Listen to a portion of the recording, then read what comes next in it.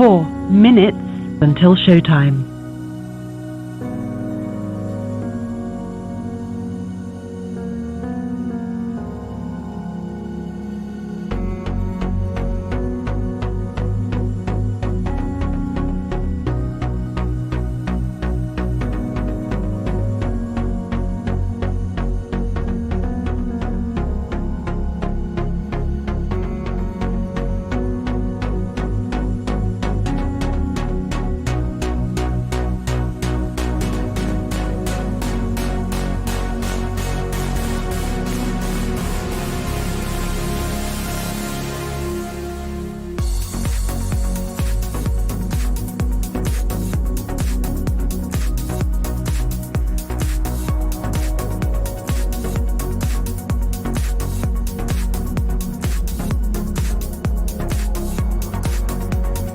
Three minutes until showtime.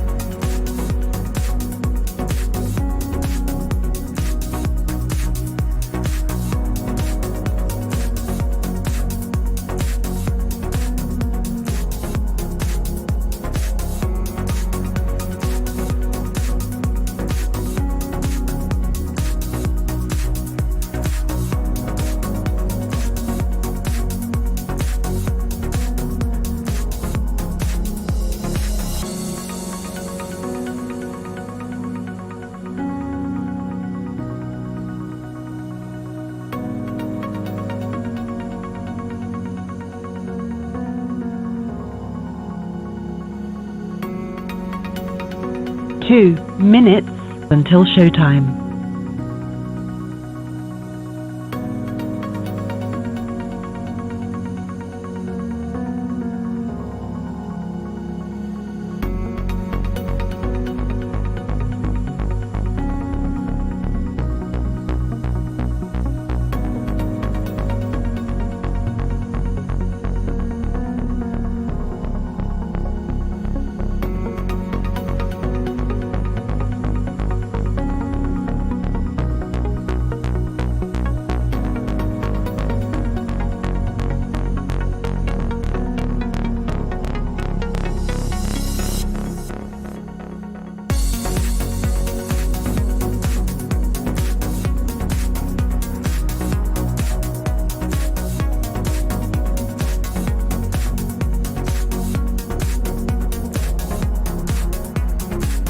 One minute until showtime.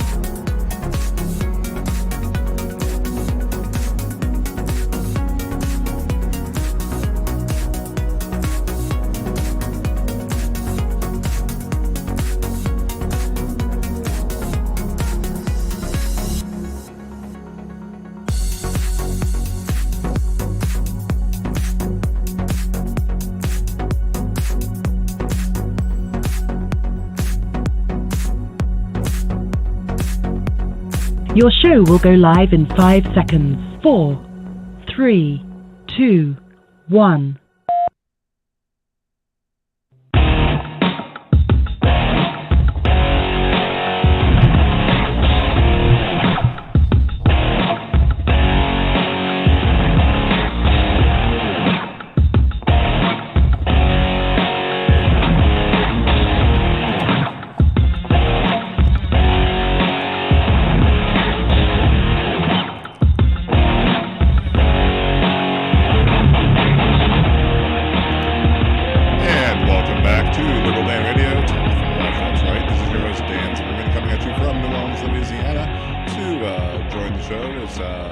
914-803-4131. That's 914-803-4131. You can also join us in the Liberal Dan Radio chat room here on youtube.com/Liberal Dan Radio.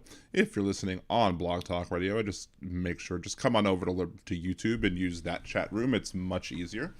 If you're listening after the live broadcast, you can also leave your comments here on YouTube as well. Again, it's the easiest one. If you haven't subscribed already, please go ahead and subscribe to the channel here on YouTube. I'm trying to hit 1,000 subscribers. Once I hit that, I should be able to get monetized. And again, if you haven't liked the video yet, please go ahead and smash that like button, share it with your friends. I went ahead and I created a new Fat Man rant last night. I published it this morning, so check that out as well. I have a bunch of Fat Man rants that I created. I probably have another one that depending on how my voice feels tonight, I'm going to go ahead and potentially make it tonight or sometime this weekend. We will see. My cough was getting better. I was doing all right last night. If you joined me for my Twitch stream, I was doing better last night. And unfortunately, today it's no longer a productive cough, but it's reverted to that whatchamacallit. I want some pho. Anyway, Beneloco says she has getting some pho. I would love some pho. Anyway, excuse me. It's returned to this kind of the persistent, nagging, post-bleh cough that I always get after having something that has a cough that I always get for frickin' ever. So, only time I've really never gotten it is when I had COVID and I got the Paxlovid. And the Paxlovid seems to wipe it out and not have me suffer with that. For some reason, my little elliptical machine over here that never gets used, unfortunately, is just popping into my video screen. I don't know why. So, it's not supposed to pick that up, but it is. Hey, P-Dubs, how's it going? Anyway, so I wanted to deal with an issue. We only have 8 concurrent viewers. I don't know how many concurrent viewers. I'm going to wait till I actually say what I want to say about a particular user. Maybe I'll wait for a little bit longer before I address the elephant in the room. But we'll see. The reason I started the show late is because me and my wife went to Disney trivia. It was a very, very close. I think the amount of points, it was 6 rounds. I think the last place team had like 43.5 points, and like the first place team had like 47 points or something like that. It was a ridiculously close trivia match. Like everybody was very evenly matched. and I thought that the reason that we lost and the reason that the team that won was because of the Disney Channel trivia. I thought Disney Channel trivia is what did us in, but no, the team that won was a bunch of younger people, but we got the same amount of points that they did. So I was like, wow, I was very surprised at that. It was like songs and catchphrases or something that got us, and I don't know why that would be, but it was fun. It was funny. The trivia host did something where if you don't know the answer but can make the trivia host laugh, she'd give you a half a point. And they're cumulative, so the more half points you get, the more it helped you out over the course of the night. So there was one question. It was like in Beauty and the Beast, what was Belle's father's name? And for the life of me, I couldn't remember. I don't think I've seen Beauty and the Beast that many times. So the live action one, I saw the cartoon at least once or twice, but I just, for the life of me, could not remember the name. And so I decided to put a funny answer. The funny answer we put was, I don't know Belle's father's name, but I know that Beast was Belle's daddy. And that got a chuckle. So that got us a half point. I also got a chuckle, which movie's catchphrase was, "The moose is loose"? And we had no idea. The moose is loose. No clue what movie had a catchphrase of "the moose is loose." And so I was like, Moose Orgy 3 or something like that. And she like snort laughed. And I was like, she must have just gotten to ours again. So apparently it was Brother Bear is the correct answer to that one. So who knew? And ironically, like there was some trivia question on like where is this, what movie was this quote from? And I heard the quote, "I've never seen the movie Hercules." And I said, that sounds like it would be from Hercules. And I was right. Even though I've never seen the movie, I correctly guessed that it would be from Hercules. Go figure. So, hey, Kimchi, how's it going? Thank you for joining. Of course, I had to get the one right where it was, Ohana means family. Family means no one gets left behind or forgotten. Because that's Stitch, and Stitch is my favorite character. So, of course, I'll do an imitation of Stitch. Anyway, so that's my little Disney thing for the night. So, anywho. So today we're talking about immaturity. Speaking of immaturity, not that I'm like the most mature person in the room or whatever, but, you know, my immaturity comes like, you know, joking around and, you know, when it comes to being serious, I can be serious. And when it's time to be serious, I can be serious. But one of the biggest examples of immaturity that we've seen recently, I think, just right off the bat, is Governor Ron DeSantis. I mean, Governor, you know, Republicans used to be this whole thing of let's get out of the way of business.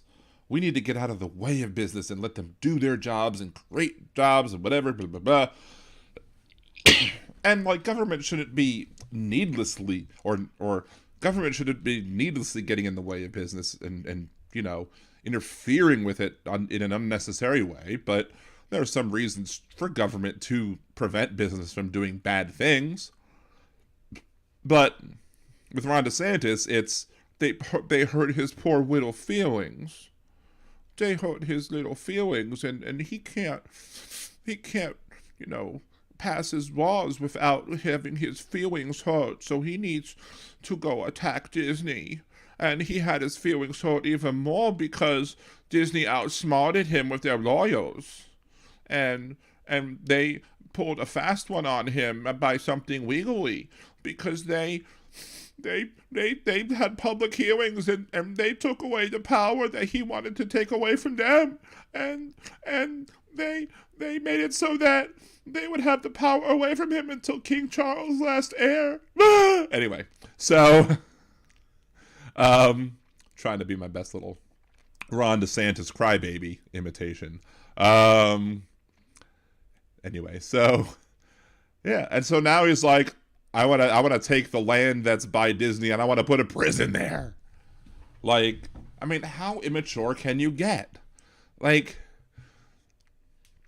I'm going to put another amusement park there. I'm going to put another prison there. I want to just put things there just to spite them. Like, Disney is a huge employer in the state of Florida.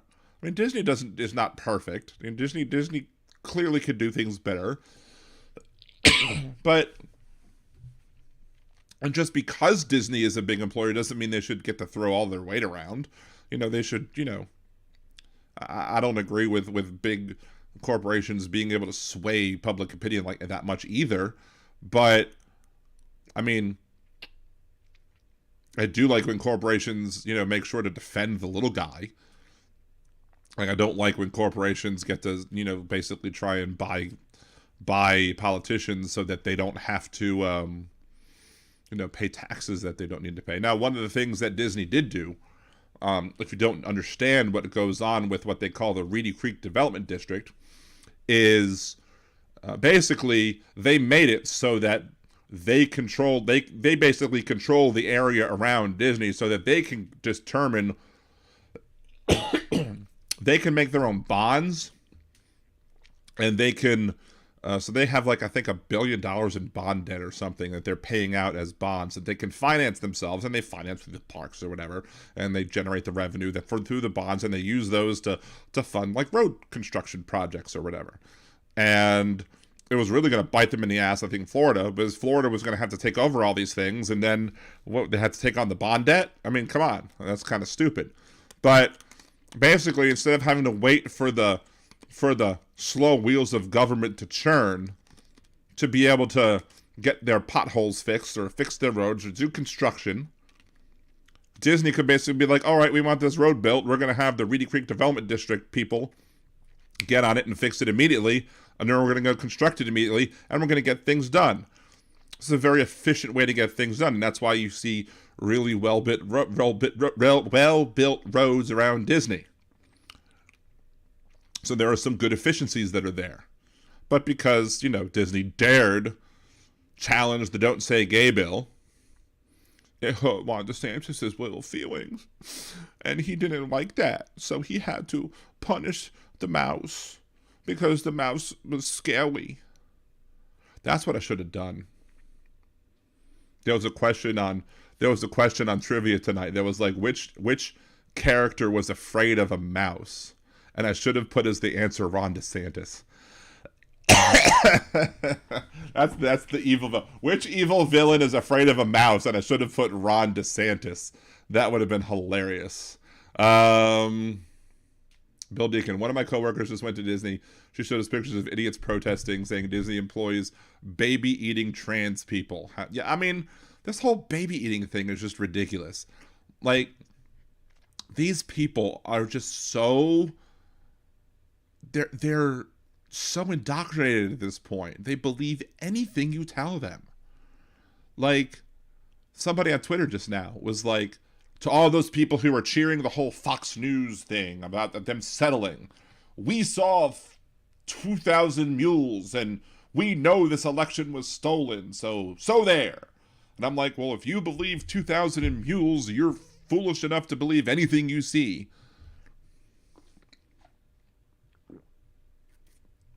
P-dubs, I've never met anybody who eats babies. I mean, well, would anybody really tell you if they ate babies? And the whole eat babies thing, honestly, at the end of the day, it's anti-Semitic. It goes back to an old anti-Semitic trope. Because the old anti-Semitic trope used to be that the Jews would take the Goyim children away from them and grind up the babies and put them in the matzah. Put them in their unleavened bread. Now, I don't understand the logic about that. I don't understand the physics of it or how it works. I don't understand how you would get that to, because matzah's white. Matzah is unleavened bread. It's a large white cracker. How on earth are you going to grind up a baby and turn that baby into a white cracker? I mean, there's lots of blood there, right? Like, how's that going to work? It would be pink, wouldn't it? I mean, not the joke of all babies are pink on the inside, but like, you got blood. The red from the blood is going to turn the matzahs pink. I don't understand how you get white matzah from a baby. It just doesn't make any sense. Yes, P-dubs, that is one of many anti-Semitic tropes that has been used for ages. Now, a lot of times in the recent things about the whole like Pizzagate stuff, they're not outwardly saying Jews with it. But just like they don't outwardly say Jews when they talk about George Soros. They don't outwardly say Jews when they talk about the globalists. They don't outwardly say Jews when they talk about Rothschilds. They don't outwardly say Jews when they talk about international banking. But we all know what they're talking about. We all know that those are anti-Semitic dog whistles, and that the people who they are talking to, like the people who need to hear those dog whistles, will hear the little extra wink, wink, nudge, nudge. Yeah, we know. And then the other people will be like, Oh, well, then maybe they have a good point.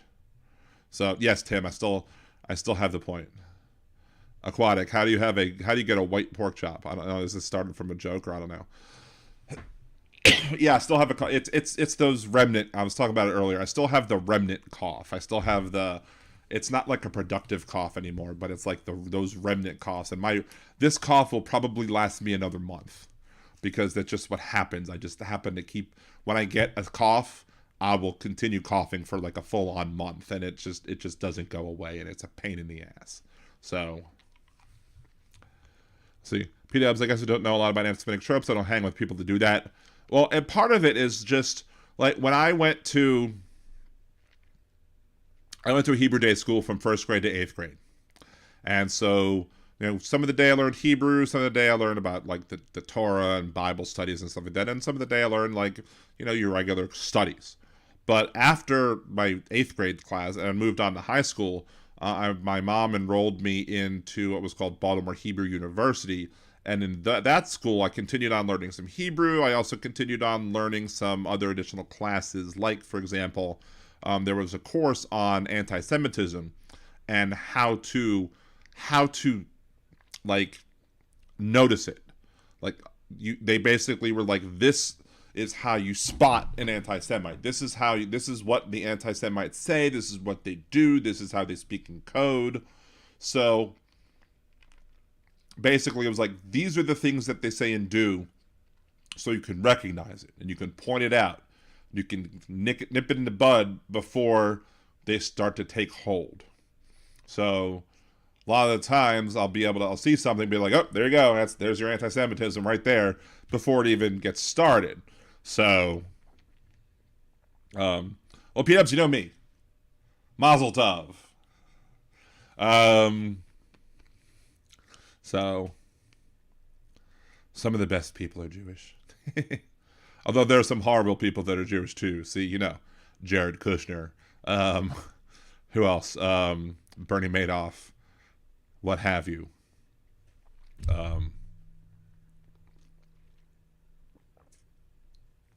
Anywho. So Ron DeSantis. One example of some immature people. I guess we do. Since this is a late night show, we're probably not going to have as many viewers as we usually get. So let me just go ahead and get this part out of the way, just because, I want to tackle it. I want to let it go out there, and I want to be done with it. So before we handle the rest of the show, a few weeks back, I was emailed by Kinky Streets about a particular video that apparently his father had worked on. I had seen parts of this video on my Facebook page already. I like the video. I always share it on my Facebook page whenever I see it. It was a longer version of that video talking about how hatred spreads, and how people, they isolate individuals and make people hate, individual groups. And I said, look, yes, I would love to share this video. And I was going to kind of do a live stream with it. And I was going to say, hey, we're going to watch it. We're going to pause it. We're going to talk about how it relates to today's businesses, today's issues.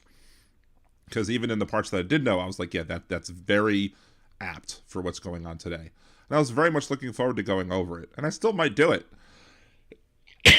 Because it's still important.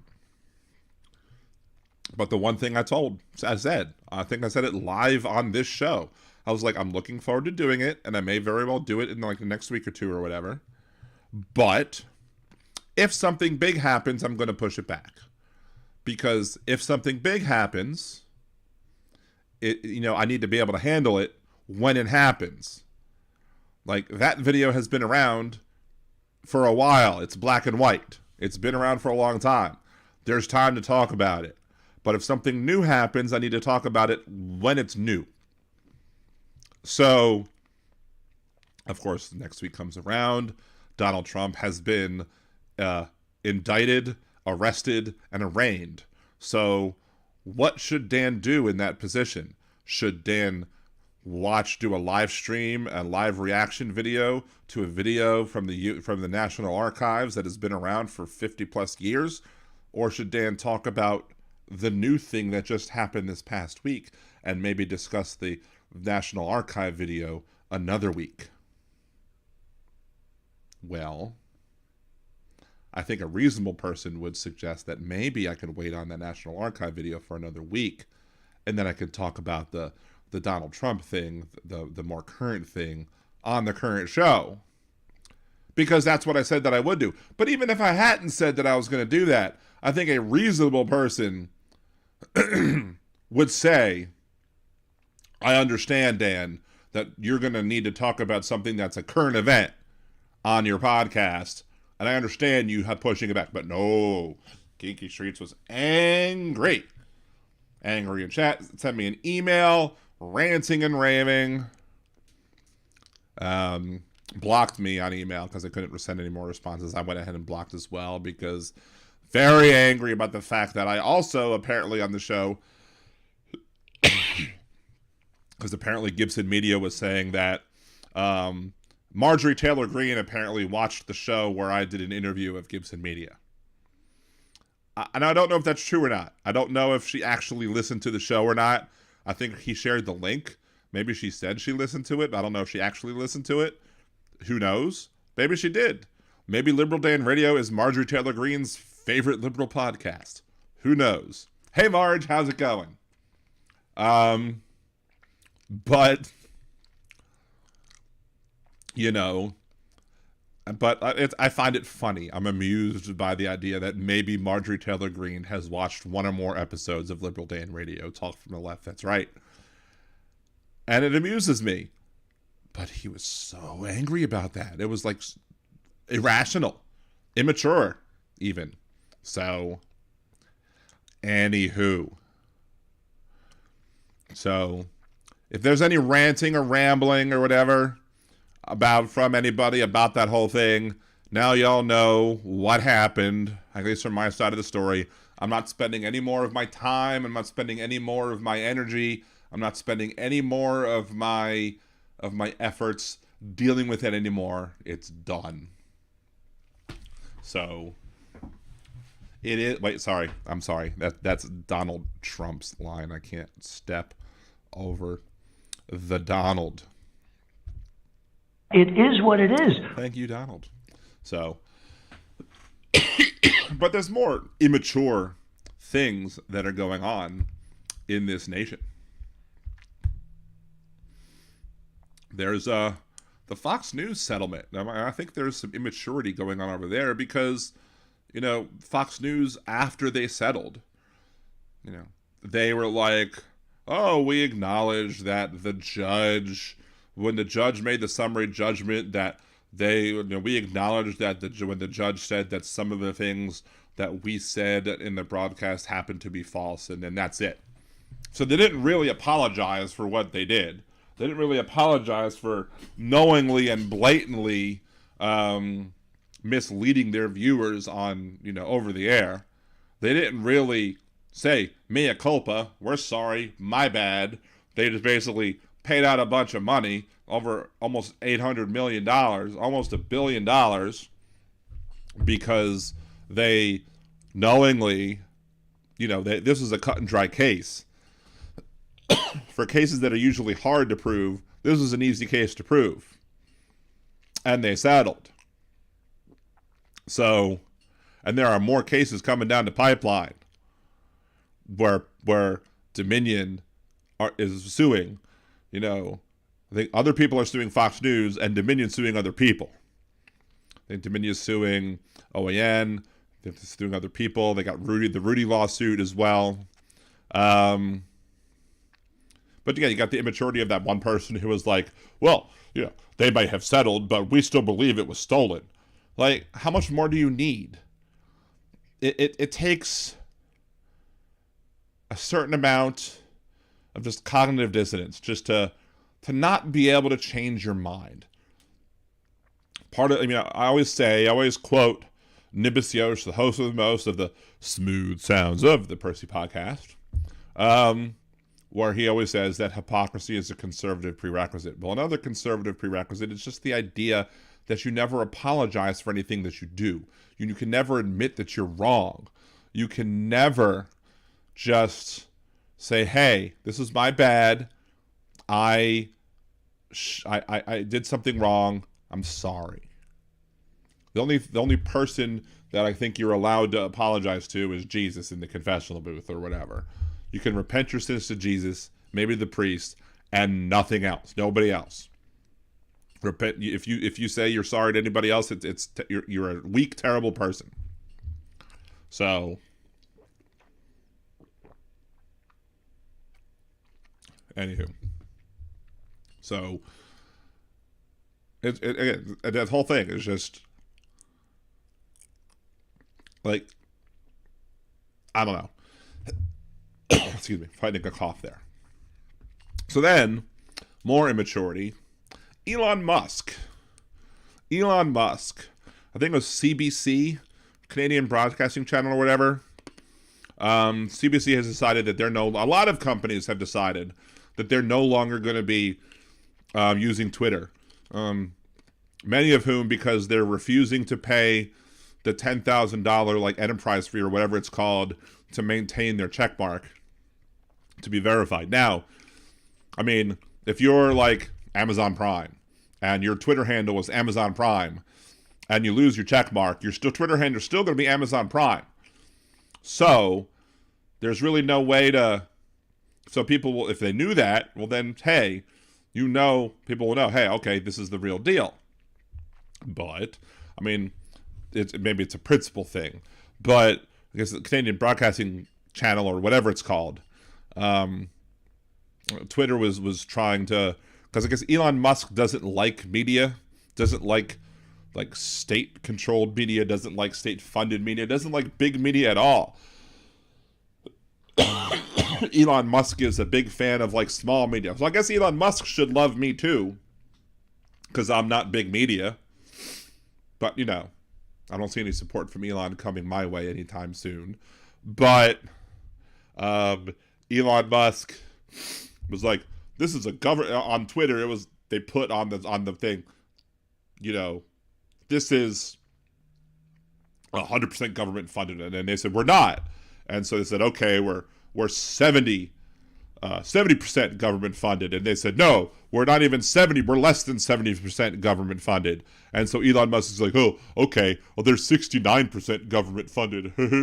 I'm like, what are you, 13?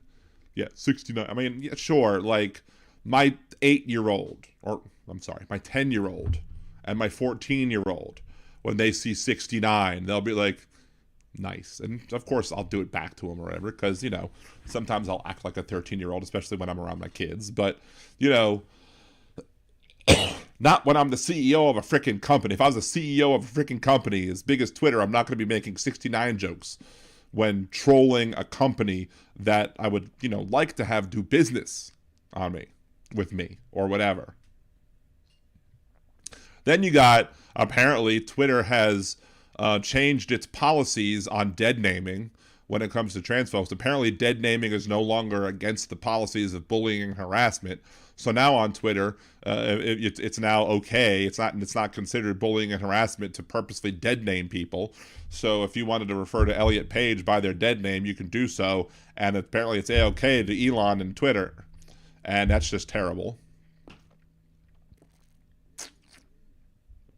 So there's that. I wonder how many more of these issues are going to be out the door. Of course, whenever I write a comment on Twitter it's not even insulting to anybody, but it like either quotes an insult or it says a word that could be insulting if I was directing it to somebody, I still get the warnings like, did you mean to type this? People on Twitter don't like when people tweet things like this. Did we get this wrong? I'm like, yes, you got it wrong. Especially because of the fact that I thought y'all were supposed to get rid of this. This is supposed to be free speech time. Why are you telling me this? If Twitter's supposed to be free speech, don't tell me that. Don't ask me if I got this wrong if we're supposed to be all free speech now. Don't be a hypocrite. But then, there's also something else that I'm wondering out if it's going on. I see some chats in a second. I'll get to them in a second. There's something else that's going on. That I'm wondering if it's happening.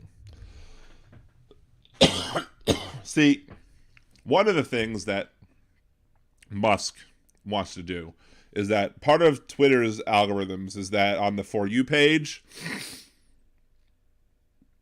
he wants to make it so that the only people you see on the For You page are verified people. And so the only verified people at this point are going to be paid accounts.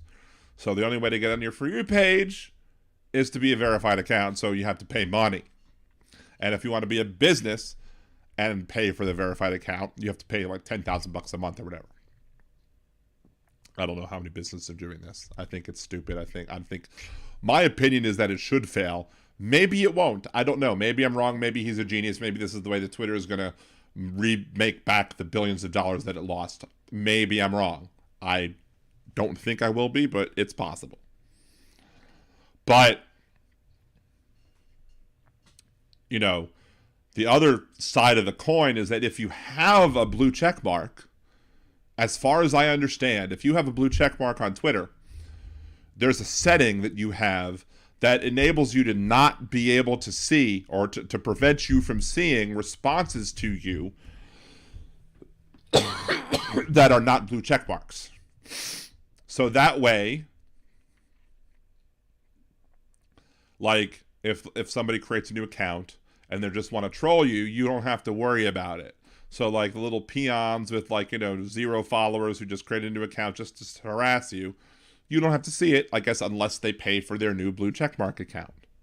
Now, this is a way to keep, I guess, when back in the day, when you had your old school legacy checkmarks, it would allow famous people to be able to converse with each other without the peons being able to introduce themselves into the conversations. Now, some famous people would still interact with the peons, but still, it's fine. I mean, I understand if you're a famous person with, hundreds of thousands, if not millions of followers, it might be a little bit cluttering in your timeline if you had to see every single response to you, and not just the people with the blue check marks.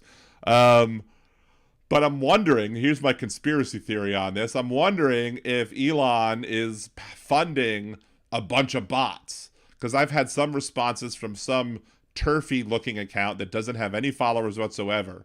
And I'm wondering if he was like, let's get a turf account to start harassing these people who are saying anti-turf things.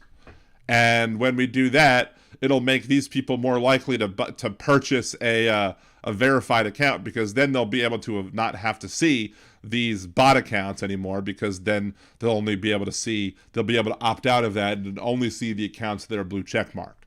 So I'm wondering if that's the case. That's my running conspiracy theory. I don't know if it's true or not, but I wouldn't put it past Elon's immature ass to do something like that as well. Hey, Laura, thank you for joining. Appreciate you. Tim,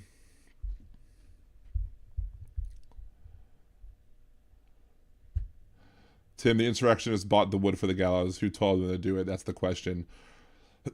Well, that's an interesting thing, because there are some conservatives who are now trying to make the argument, well, the FBI incited them to do things. The FBI incited them to do whatever. Like, they were FBI agents there. Well, first of all, any of the FBI agents that were there were probably also in on it. They probably were supportive of what was going on. They probably wanted Donald Trump to remain president, probably supported the idea that Pence should have been put up on those gallows. They probably supported the idea that we should stop the actions that were going on in the Capitol and that we should have a coup. So the idea that those FBI agents there meant anything other than the fact that they were just additional insurrectionists who just happened to be FBI agents is absurd. But even if they were, people who were just there to rile people up and get people in trouble, well, guess what? These people need to learn how to take personal responsibility. If there's a policeman who's in plain clothes and I'm walking down the street and the policeman was like, hey, come here. I'm like, yeah, what's up? The policeman that I don't know is a policeman is like, let's go break into this house. And I'd be like, really? I don't know. Doesn't seem like the right thing to do. Oh, come on, nobody's here. I heard they have some stuff in the house. Let's go break into the house. We can take their stuff. Oh, no, man, I don't know if that's a good idea. No, let's go break into the house. It's like, fine, I'll go break into the house with you. So we go break into the house. And then I get arrested for breaking into this house. And then it turns out that I found out that the person who broke into the house was a cop. Do I get to tell my lawyer makes the argument, Your Honor, I object to my client being under arrest because the person who incited him to go into this house was a police officer, and as such, he shouldn't be able to. He shouldn't go to jail. Well, nobody forced me to go into the house. I made that decision by myself. What happened to personal responsibility? What happened to predictability? The cable man, the cable guy, the paper man, the cable guy, even TV. Everywhere you look, everywhere you look. Sorry. Just had to go into the Full House theme. Let's see. Boo, boo, boo, boo, boo.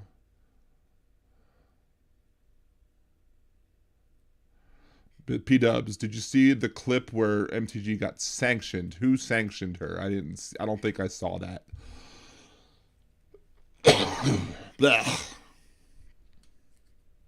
Benny Loco, does anyone think Jack has MTG pegged as the pipe bomber? I don't want to think about MTG getting pegged as anything. Oh my. Sorry.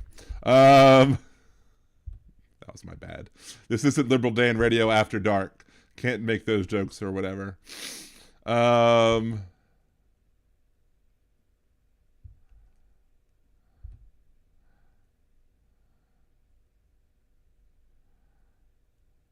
Let's see. Boom. Scroll down.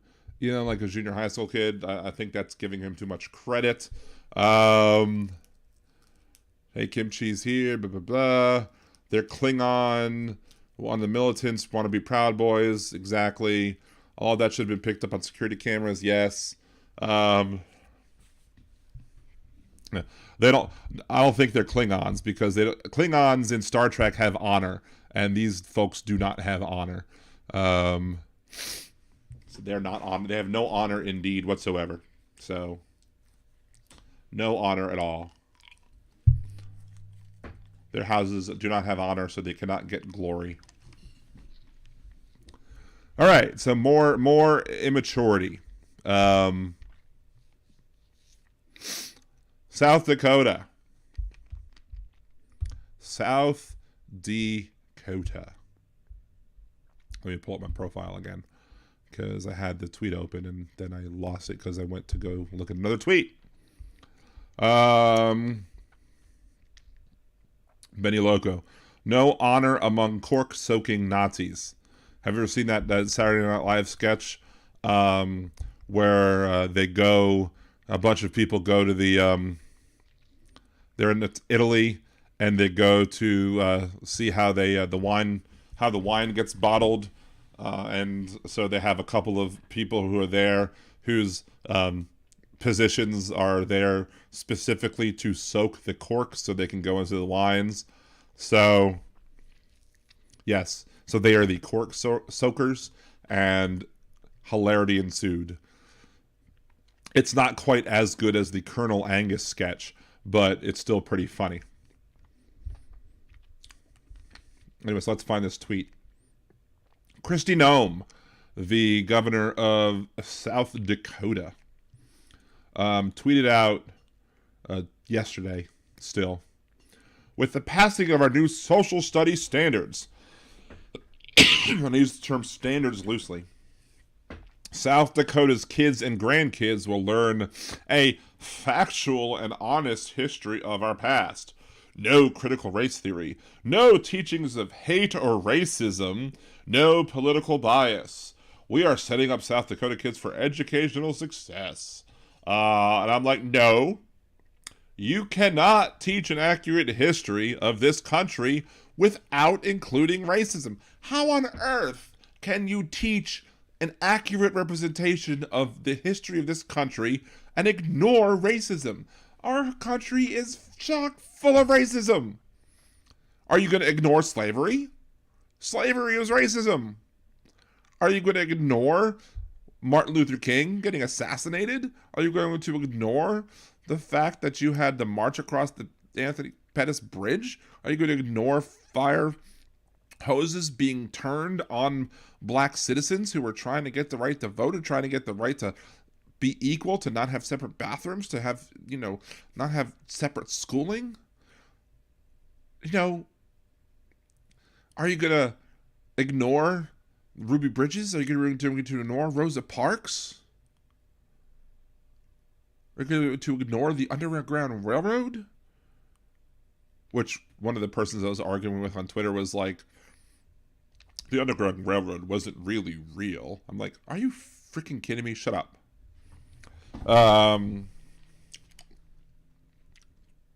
So yeah.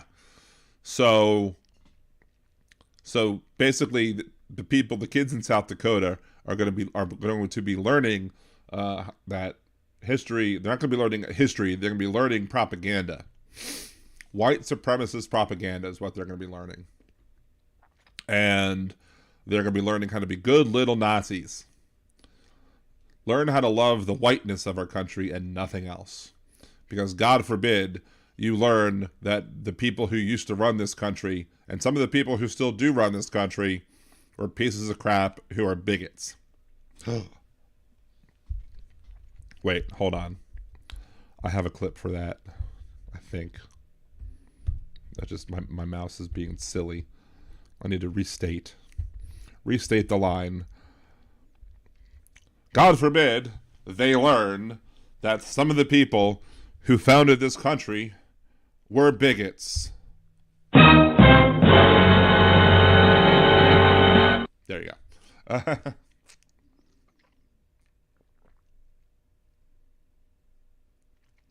Yeah, and you also, I think, was it P-Dubs, I think, who was talking about how they're trying to defund the libraries, I think in Missouri. You have Florida with their BS that they're doing all the time. You have other school. I think Florida is also I think Louisiana is trying to introduce something where you don't want to teach racism in college. Like no teaching about racism in public colleges in Louisiana. Like now you're trying to tell adults what they can or can't learn about these things. Like this is just another example of immaturity. That like they can't handle learning about the fact that there might be people who looked like them that may have done bad things. Because God forbid somebody who looked like them and somebody who they've been taught to worship, like the founding fathers, like, oh, the founding fathers are so wonderful. They can't possibly have done anything wrong. And if they did something wrong, then we can't ever possibly think this country is a great country because they did something bad in the past. And we can't ever hope to ever think that this country is good if we did one thing bad and oh my God, it's terrible. Penny, look, I've been written into a 13-part book series by an author in the UK named Dominic Green. In the book, I'm fighting Nazis in outer space. It's called Ant and Cleo. Nice. Very cool.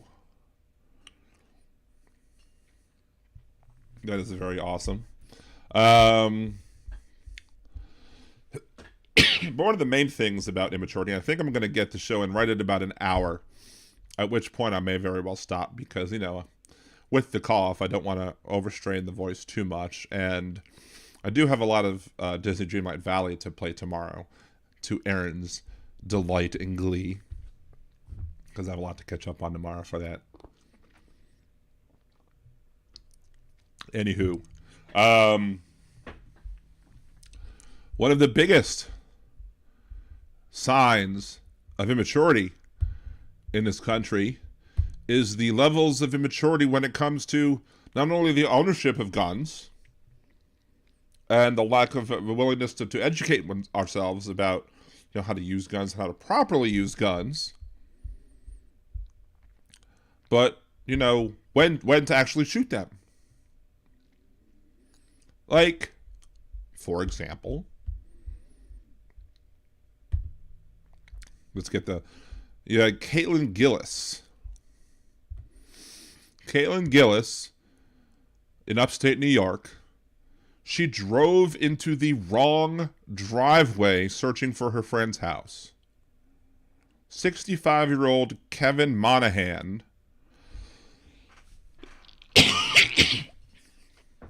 owned the property. She had already turned around and was driving away from the property when he shot at the car, hitting her and killing her as he was leaving the driveway. She was no threat to him. Not whatsoever. None whatsoever. But he thought it was reasonable to use deadly force and kill this girl. And, why? This person is clearly an example of somebody who should have never had a gun in the first place. Because clearly this person had no idea about when deadly force could be used and would not be able to be used. Clearly this person was not educated about proper use of guns and proper use of gun safety and how to properly, when to escalate to the use of deadly force. In Texas, Pedro Tello Rodriguez Jr. was arrested in Elgin, shot at a cheerleader.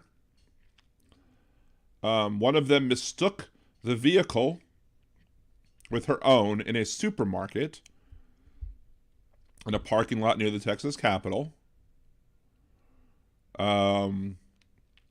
She thought the vehicle was hers, only to find a man sitting in the passenger seat.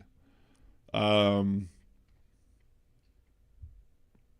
Roth said that she was trying to apologize to the man when he got out of the passenger door. He threw his hands up, pulled out a gun, and just started shooting at all of them. They told Roth the fellow shooter, Peyton Washington, fled immediately in their car. As soon as they saw the gun, they said go, and then drove away. They drove 2 miles down the road. That's when they realized that Peyton was seriously hurt. They pulled over, realized the guy wasn't following them. She was throwing up blood at that point, so they called 911. Washington was shot twice and was injured. Hold on. She's stable and recovering in ICU. So she didn't die, but she was still shot by somebody who was just mad that she got into the wrong car. Like, again, somebody who shouldn't have a gun, but who had one. Somebody who didn't know when it was proper to use a gun or not. But then, of course, you have Andrew Lester, white 85-year-old homeowner, shot and wounded Ralph Yarl, a black teenager, 16-year-old. What was his crime? He knocked on the door while black. He knocked on the door. Lester opened the door, saw a black kid, and opened fire. That's it. That's all that happened. And what is going to be the story, the topic that I'll be discussing and probably in my Fat Man rant when it comes down to it, whenever I feel like making it, which might not be tonight because I'm already starting to feel this start to get a little more and more sore, is the fact that they're starting to bring up things like castle doctrine. They're starting to bring up things like stand your ground. Castle doctrine? Really? Look, I have no problem with the general principle of the castle doctrine.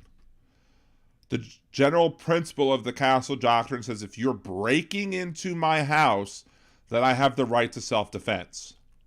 So if you are in the act of breaking into my house, then I can defend myself, and I can use force against you, even deadly force, to prevent you from breaking into my house, because I don't have to discern what your intent is. I can assume that you're there to harm me, potentially even up to deadly force. I don't have to wait and see whether or not you're going to try and kill me as you're breaking into my house.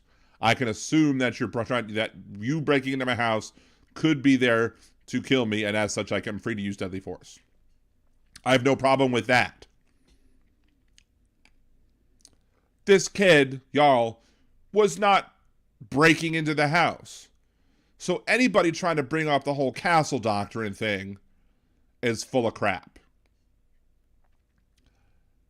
And to me, now, of course, his attorney will try and bring it up.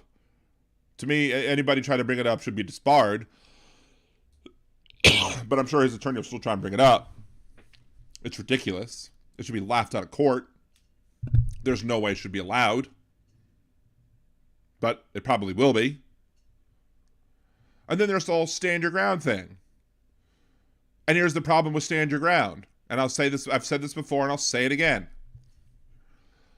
These stand your ground laws have been pushed by groups like ALEC, the Republican conservative legislative group that submits these model legislation, model bills to these states so that they have basically almost a near consistent wording to change the laws to make them into laws that they like.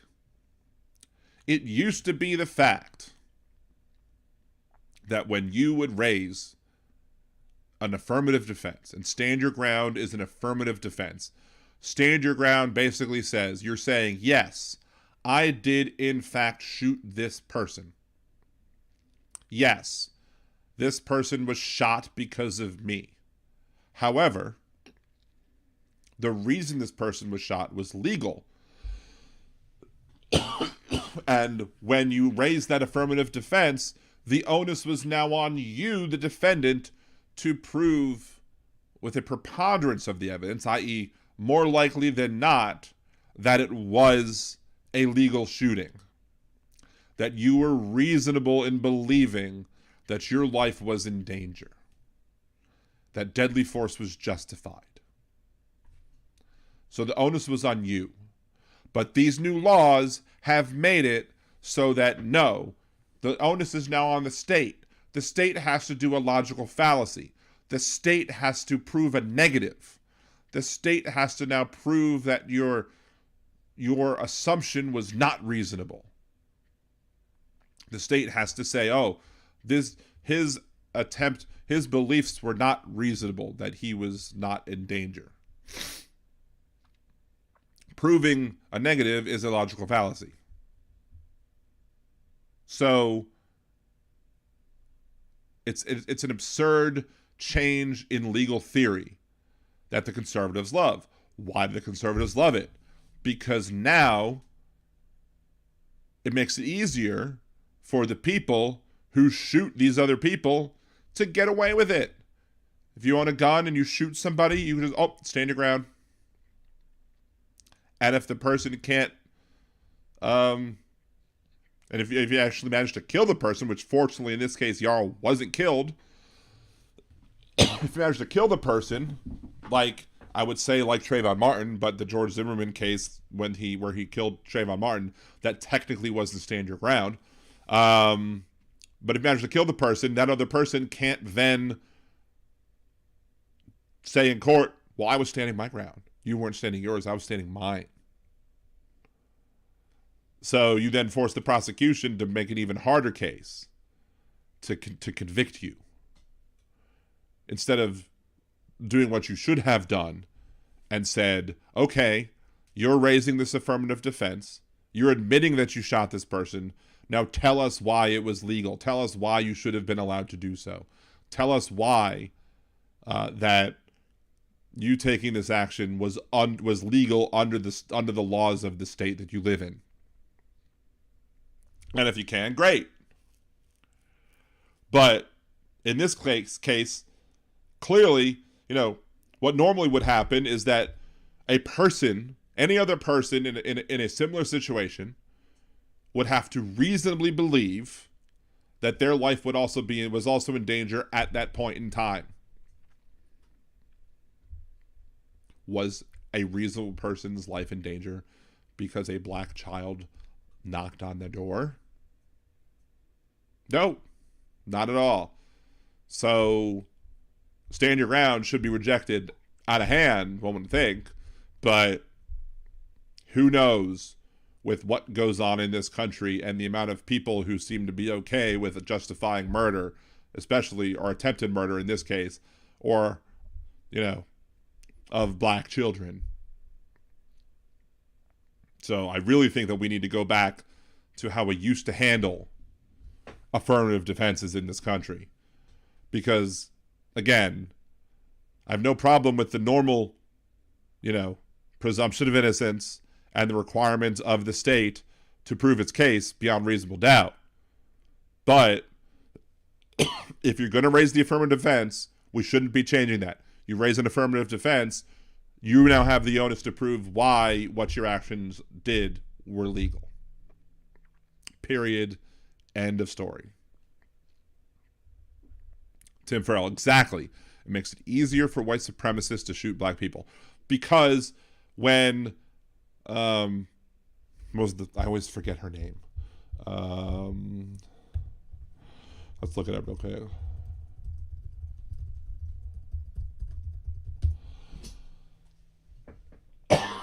Marissa Alexander in Florida was denied stand your ground. She didn't shoot her abuser. She just shot at him, like near him. She fired a warning shot and was convicted of aggravated assault. She tried to use stand your ground laws to try and say, hey, this was a legal shooting. This was a legal discharge of my firearm, because what I was trying to do was stand my ground. I was trying to make sure that I wasn't hurt, so I was shooting this gun to try and warn this person to not come near me. And they sent her to prison. Because stand your ground's not for black people. Stand your ground's for white people. Stand your ground is to support white supremacy. Thank you, Laura, for joining us. I appreciate you. We'll be ending soon anyway, so thank you you were able to join us.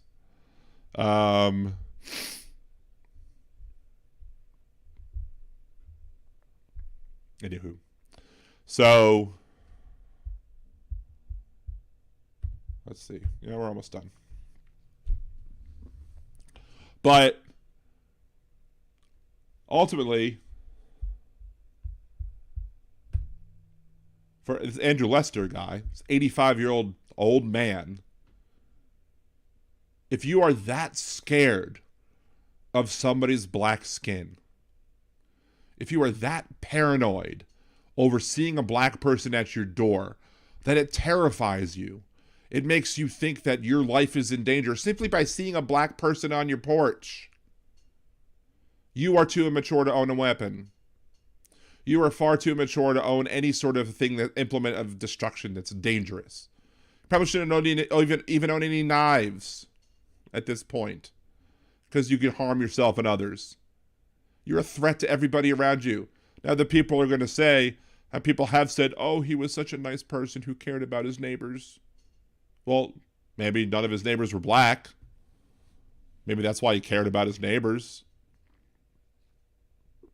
But the idea, it's the idea that you get so scared of a black person just because their skin's black, that you think that, oh my God, my life's in danger because you're black. That's the other problem, is that we start believing people because they say that they felt in danger. And that shouldn't be the standard. The standard isn't, I feel that I'm in danger and that's why I shot. The standard should be, any reasonable people should believe that they were in danger and therefore shooting is okay. Not, I felt I was in danger, so therefore I shot and that's okay. No. You feeling that you're in danger is not enough. You feeling that you're in danger should never be enough. It should be a reasonable person standard, where if a reasonable person in this situation would also have shot, that should be the standard to determine whether or not a shooting is justifiable or not. And clearly in this case, it's not. And I think Home Dude pled not guilty. Dude, you're 85, you're going to rot in jail. Just get it over with. But he probably, again, old white man, probably feels privileged, probably remembers the good old days to him when, he didn't have to live near any of those people, and he could just, live his merry life without having to worry about anybody with different hue anywhere near him, or his water fountains, or his bathrooms, or his daughters, or anybody else, because Mr.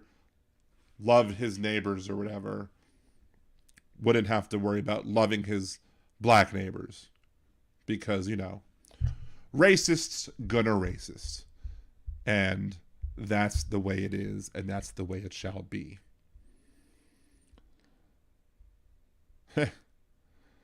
Hey, Megan, thank you for joining late. And of course, we're going to be ending now as well, too. So, because I'm feeling it. I'm feeling that I'm about to die. Not about to die, but I'm feeling my throat is about to tap out at this point. I'm going to start a coughing fit if I don't end too soon. So, this is the end of this week's episode of Liberal Dan Radio. Talk from the left, that's right. I will be on Twitch tomorrow, twitch.tv/nerdydan.com, for a live stream of Disney Dreamlight Valley. Erin will be there. She'll be happy. Jolie may be there too. You can be there as well. Just join us. We'll chat about many things. Next Wednesday, 8 p.m. Central, here on YouTube, youtube.com/liberaldanradio. To help the podcast out, please remember, subscribe to the channel, share some of my Fat Man rants and other videos if you might like them, etc. Until next week, this is Dan Zimmerman with Liberal Dan Radio. Talk from the left. That's right.